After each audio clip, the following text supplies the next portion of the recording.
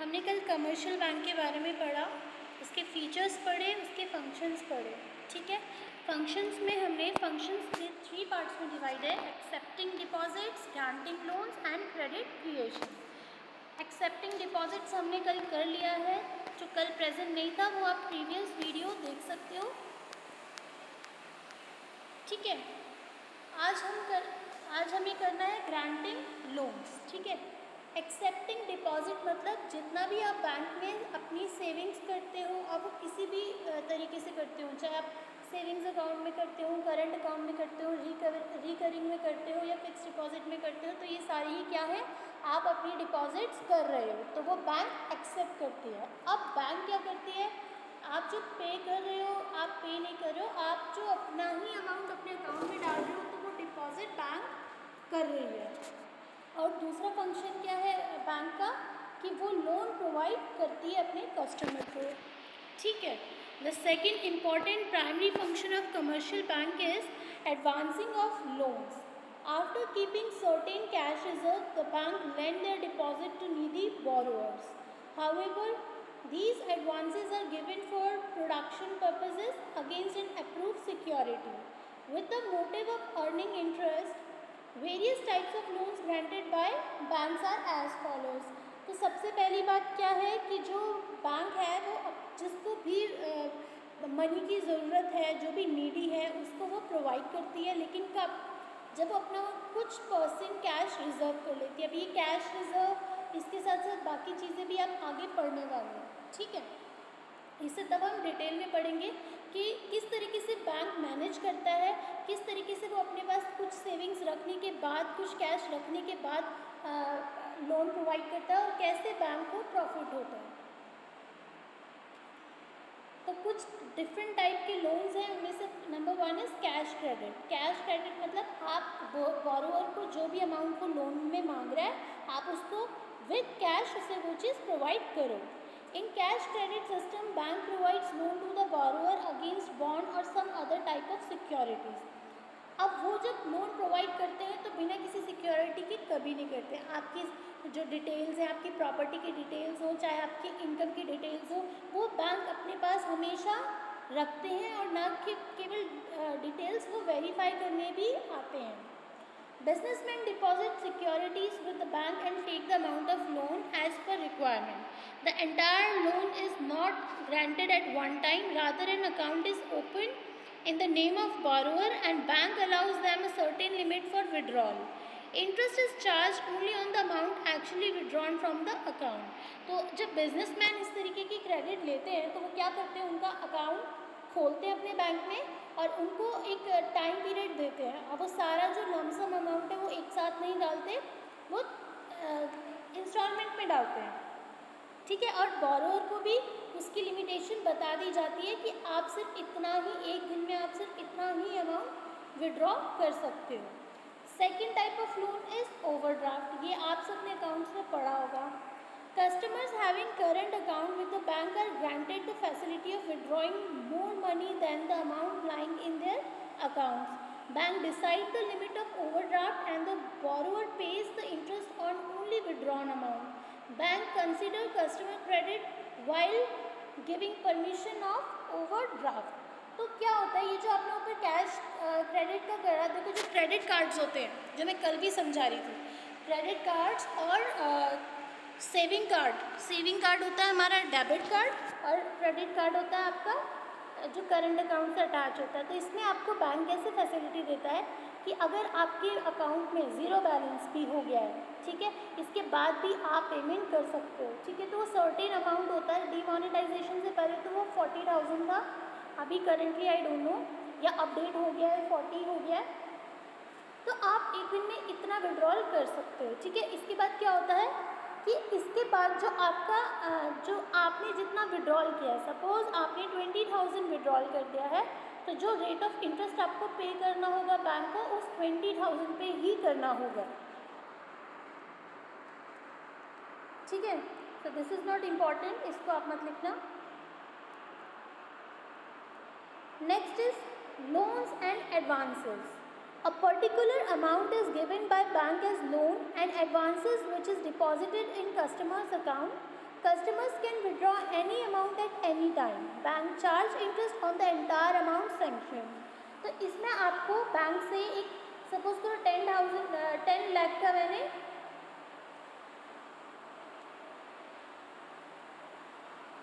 Suppose करो मैंने 10 लाख का लोन ले लिया, ठीक है। अब अगर इसमें अब उन्होंने आपकी प्रॉपर्टी वगैरह जो सिक्योरिटी अमाउंट होता है, जो बाकी डिटेल्स होते हैं, वो सब बैंक हर किसी से लेता है। वेरीफाई करने के बाद उन्होंने मुझे 10 लाख का लोन प्रोवाइड करवा दिया, ठीक है। इसके बाद उनके बैंक के अकॉर्डिंग जो भी रेट ऑफ इंटरेस्ट होगा वो इसमें चार्ज करेंगे और उस इंटरेस्ट को मुझे पे करना पड़ेगा जितने भी ड्यूरेशन के लिए मैंने वो लोन ले रखा है, ठीक है। इस लोन में और कैश क्रेडिट में यही डिफरेंस है कि कैश क्रेडिट में आपको एक लिमिटेशन दी जाती है कि आप एक दिन में इतना ही अमाउंट विड्रॉ कर सकते हो। सेकेंडली, आपने जितना उस एक दिन में विड्रॉ किया है आपको इंटरेस्ट उस अमाउंट में पे करना पड़ेगा। लेकिन लोन्स में आपको, अगर आपने 10 लाख का ले लिया है, उन्होंने 10 लाख का आपको प्रोवाइड कर दिया है, तो इस 10 लाख को इसके बाद आपकी मर्ज़ी है, आप चाहे अपने अकाउंट से इसमें एक साथ सारा पैसा निकालो या जितना आपको यूसेज है उस अकॉर्डिंग निकालो, ये आपके ऊपर है। बस आपको बैंक को इसका पूरा इंटरेस्ट वापस विद इंटरेस्ट इस पूरे कैश को वापस रिटर्न करना पड़ेगा। Next is discounting the bills of exchange. ये टर्म भी आपने अकाउंट्स में पढ़ा होगा। Banks discount the bills of exchange, that is after making some marginal deductions. It pays the value of the bill to the holder. Discount rate is generally equal to interest rate. When bill of exchange matures, the bank gets its payment from the party. तो ये businessman में ज़्यादातर use होता है। वो आपको bill की जगह आपको कैश प्रोवाइड करते हैं और उसका कुछ अमाउंट डिडक्ट कर लेता है बैंक, ठीक है। उसको आप उस चार्जेस, तो वो जो नॉर्मल चार्जेस है वो आप इंटरेस्ट के बराबर भी मान सकते हो, तो वो डिडक्ट करके उस टाइम आपको वो दे देते हैं। और जैसे ही वो बिल्स ऑफ एक्सचेंज की जो डेट है वो मैच्योर होती है, तो उस पेमेंट को जिस पार्टी से वो बिल मिला है उस पार्टी से वो पेमेंट ले लिया जाता है। Next is investment in government securities, ठीक है। तो bank also grant loans to the government. The buying of government securities by bank is termed as loaning to the government. Investment in government securities is more safe and hence banks prefer such investments. अब देखिए, bank का काम केवल public और अपने customer को loan provide करना ही नहीं है। बैंक कई बार गवर्नमेंट को भी लोन प्रोवाइड करता है, ठीक है। तो जो गवर्नमेंट को लोन प्रोवाइड करते हैं उनको टर्म बोलते हैं लोनिंग टू द गवर्नमेंट, ठीक है। इसमें ये जनरली गवर्नमेंट को लोन प्रोवाइड करना हर बैंक को प्रॉफिट नज़र आता है, क्योंकि इसमें कस्टमर को प्रोवाइड करने से पहले 10 बार इंक्वायरीज करनी पड़ती है, क्योंकि इन फ्यूचर हो सकता है कि वो उनका पैसा लेकर, लोन अमाउंट लेकर भाग जाए, ठीक है। तो इस तरीके की चीज़ें, इसीलिए इतनी इन्वेस्टिगेशन, इतनी सिक्योरिटीज़ और ये सब बैंक देखते हैं। लेकिन ये चीज़ें गवर्नमेंट सिक्योरिटीज़ के साथ उन्हें प्रॉब्लम नहीं होती, क्योंकि गवर्नमेंट पार्टीज़ हमेशा अपना जो भी अमाउंट वो एज ए लोन ले रही हैं वो हमेशा पे करते हैं with proper interest. So bank जब गवर्नमेंट को लोन प्रोवाइड करता है तो that is investment in government securities. Next is credit creation. देखो, ऊपर हमने पढ़ा था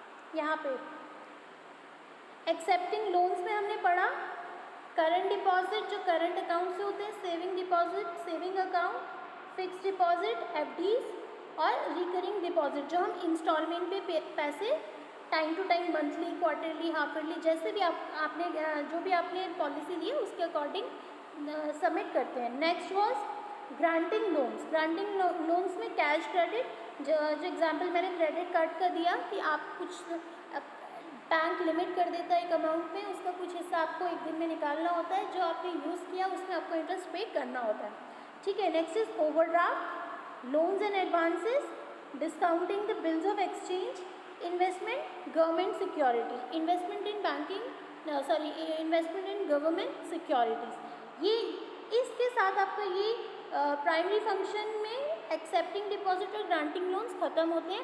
अब आपका मेन टॉपिक क्रेडिट क्रिएशन का आ रहा है।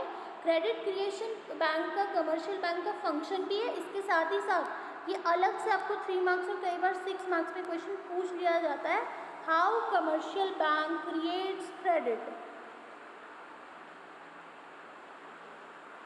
ठीक है, ये हम डिटेल में बाद में पढ़ेंगे, अभी सिर्फ इसके टर्म से समझ लो। In present times credit creation has become the prime function of commercial bank. Banks invite primary deposits from the public and grant loans many times when these primary deposit on the basis of credit multiplier. All loans are in the form of demand deposits. देखो credit creation कैसे करता है bank, कि ये bank है, ये public है, ठीक है, तो बैंक पब्लिक से क्या करेगा, सपोज करो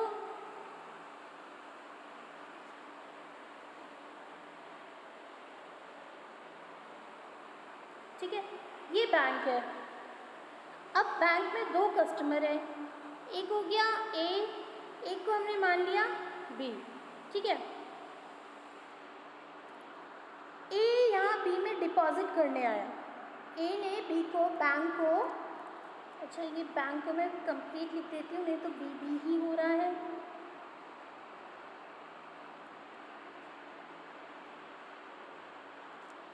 ठीक है। ए ने बैंक बी को 10,000 रुपीज़ डिपॉजिट करवाए अपने अकाउंट में, ठीक है, और बी यहाँ पे लोन मांगने आया है, तो बैंक क्या करेगा, इस 10,000 में CRR हमने कैश रिजर्व से ऊपर पढ़ा ना, तो इस सम से मल्टीप्लायर, जो मल्टीप्लायर का फॉर्मूला होता है वो होता है 1/CRR। CRR होता है कैश रिजर्व रेशियो। अब सपोज करो कैश रिजर्व रेशियो ये बैंक डिसाइड करता है कितना होगा, सपोज करो ये 5% है, ठीक है। अगर ये 5% है, मैं प्रॉपर तरीके से समझाती हूँ,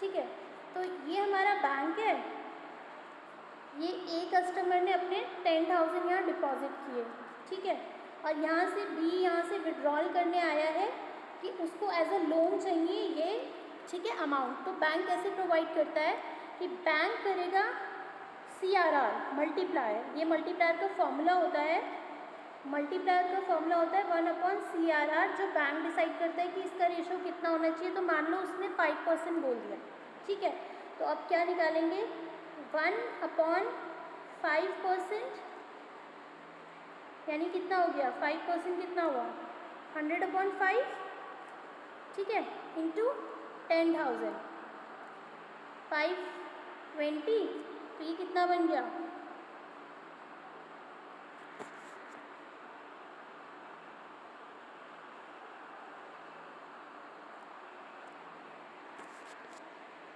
समथिंग इज रॉन्ग। जो भी बैंक के पास डिपॉजिट्स आते हैं, ये आपके डिपॉजिट अमाउंट हो गया, डिपॉजिट्स, ठीक है। अभी कोई भी अमाउंट हो सकती है, 1 लाख हो सकता है, 2 लाख हो सकता है, 50,000 हो सकता है, 10,000 हो सकता है, कोई भी अमाउंट हो सकती है।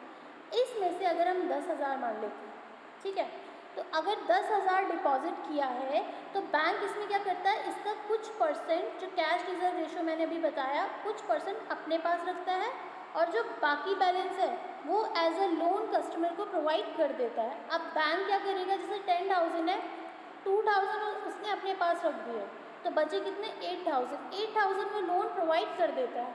अब ऐसा होता है कि इस 8,000 में भी क्या होता है, इस 8,000 में वो हाई रेट, जो परसेंटेज डिपॉजिट हो रही है उसमें कम रेट ऑफ इंटरेस्ट देता है, और जो एज ए लोन प्रोवाइड कर रहा है उसमें ज़्यादा रेट ऑफ इंटरेस्ट डालता है, क्योंकि यहाँ पे तो उसे कस्टमर को इंटरेस्ट देना पड़ेगा और यहाँ कस्टमर से इंटरेस्ट लेना पड़ेगा। तो ये जो बीच का मार्जिन होता है, इससे बैंक अपना प्रॉफिट जनरेट करते हैं, ठीक है। तो ये अभी आप, ये तो मैंने जस्ट शॉर्ट में बताया, इसे आप डिटेल में आगे पढ़ोगे। इसी के साथ ये आपका प्राइमरी जो मोटिव है, प्राइमरी जो फंक्शन है बैंक का, कमर्शियल बैंक का, वो क्लियर होता है। इसके बाद आपके सेकेंडरी फंक्शंस आते हैं। सेकेंडरी फंक्शंस में अदर फंक्शंस भी आप इसे कह सकते हो, ठीक है, इसमें क्या है, number 1 is function as an agent, agent की तरह कमर्शियल बैंक फंक्शन करता है। अब किन किन कामों में एजेंट की तरह फंक्शन करता है? Number 1 is collection and payment of various item, वो बहुत सारी चीज़ों के बिल्स अपने आप से, आपकी तरफ से, कस्टमर की तरफ से खुद पे कर सकता है। कैसे? जैसे payments of taxes, insurance premium on their customers behalf. जैसे हमें हर मंथ, मान लो मेरा अकाउंट SBI में खुला है, ठीक है, लेकिन मुझे मैंने LIC से अपनी कुछ इंश्योरेंस पॉलिसी कराई है जिसकी इंस्टॉलमेंट मंथली मेरी जाती है, ठीक है। तो अब मेरा काम क्या होगा कि हर महीने मैं 2000 लेकर जाऊँ LIC ऑफिस और वहाँ सबमिट करूँ, ठीक है। एक तो ये हो सकता है, ठीक है। तो बैंक, इससे क्या है, मेरा टाइम वेस्ट होगा, मुझे ध्यान नहीं है या कुछ भी चीज़ें हो सकती है। तो डायरेक्ट मैं बैंक में क्या करती हूँ, बैंक में अपनी डिटेल्स बता देती हूँ, ये मेरा LIC नंबर है, इस ब्रांच में मैं LIC पॉलिसीज़ में इन्वेस्ट कर रही हूँ और हर मंथली मेरा 2000 कटता है। तो एक बार ये ट्रांजैक्शन कनेक्ट करने के बाद, लिंकअप करने के बाद, मुझे अब हर महीने LIC ऑफिस जाने की ज़रूरत नहीं है। मेरी जगह वो bank direct time to time हर मंथ उसी डेट में वो LIC पॉलिसीज़ में मेरी इंस्टॉलमेंट सब डिपॉजिट करवा देते हैं, ठीक है। तो ये फैसिलिटी हमें कमर्शियल बैंक अपने कस्टमर को, अपने कस्टमर मतलब वो लोग जिन्होंने उनके ब्रांच में, उनके बैंक में अकाउंट खोला है, उन्हें ये सर्विस प्रोवाइड करते हैं।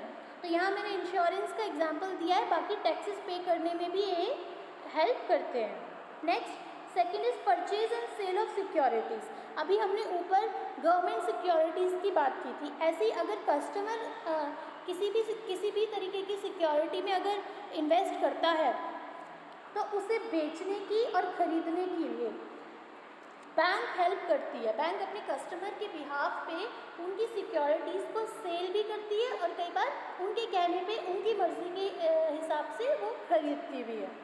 Next is remittance of money. अब रेमिटेंस होता क्या है? Remittance means to send money to somebody in order to pay for something, ठीक है। तो bank remit money at distance places through draft cheques. तो ड्राफ्ट और चेक्स की हेल्प की वजह से एक जगह से दूसरी जगह किसी को भी पैसे दिए जा सकते हैं।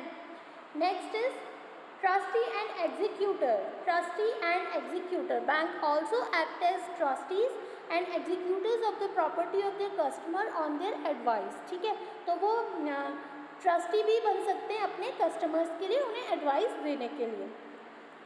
Next is purchase and sale of foreign exchange.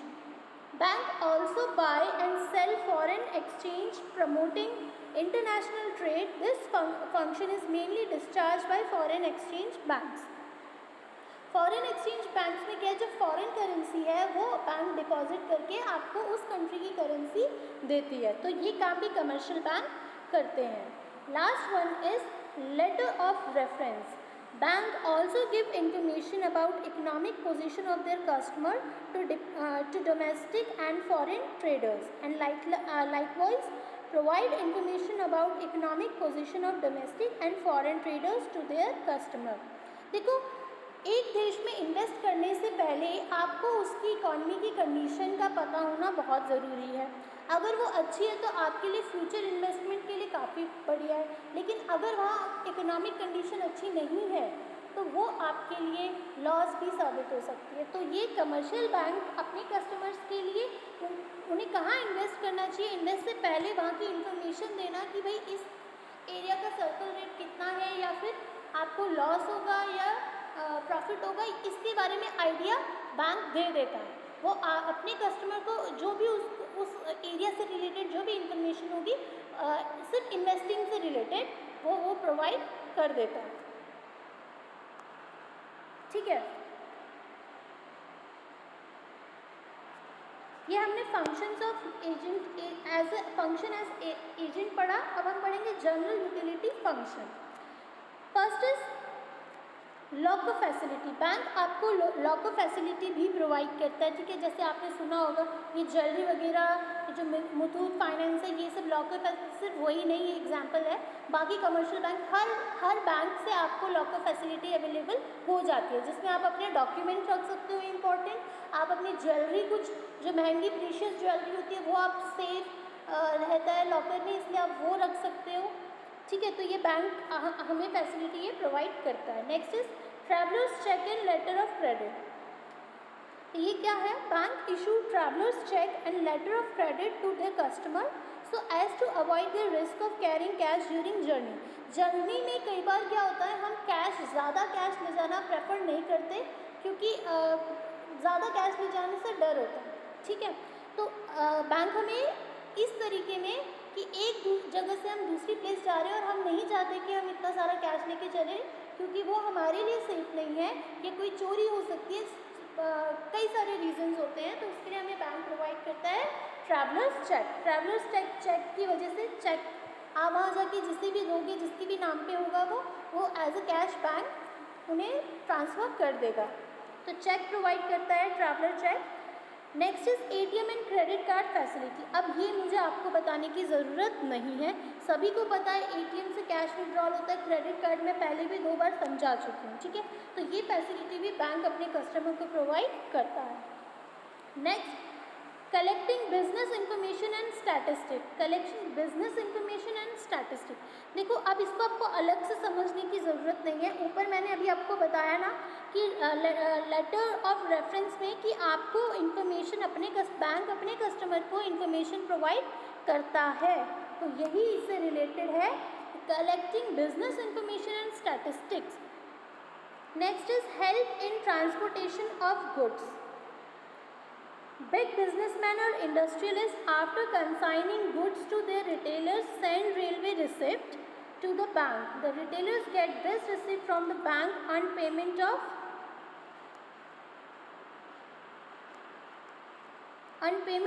the value of the consignment to it and take their consignment from the railway. In this way, bank help in the transportation of goods from production center to the consumption center. ठीक है, तो bank अपने जो customer है उसके transportation, उनके goods की transportation के लिए भी हेल्प करता है। जैसे अभी हमने यहाँ एग्जाम्पल में देखा कि जैसे रेलवे रिसिप्ट्स होती हैं, तो बैंक वेरीफाई करके और उसको डिलीवर कर देता है। सोशल फंक्शंस, अब आपको सोशल फंक्शंस करने की ज़रूरत नहीं है इसमें। ठीक है, अब मैं आपको ये समझा देती हूँ कि अगर ये 6 मार्क्स का क्वेश्चन आ जाता है तो आपको क्या क्या चीज़ें एक्सप्लेन करनी है, अगर ये 3 मार्क्स का आ जाता है तो आपको क्या क्या चीज़ें एक्सप्लेन करनी है। ठीक है, सी दिस, इस फ्लो डायग्राम से बता देती हूँ। देखो, अगर ये 3 मार्क्स के क्वेश्चन में आ जाता है, write down the functions of commercial bank, और ये इंपॉर्टेंट है, याद रखो ये क्वेश्चन इंपॉर्टेंट है। ठीक है, तो आप इसमें एक्सप्लेन करोगे प्राइमरी फंक्शन और सेकेंडरी फंक्शन, जो बहुत इंपॉर्टेंट है। प्राइमरी सेकेंडरी 1 मार्क्स में भी आ जाता है। Write down the primary functions of commercial bank, write down the secondary function of commercial bank.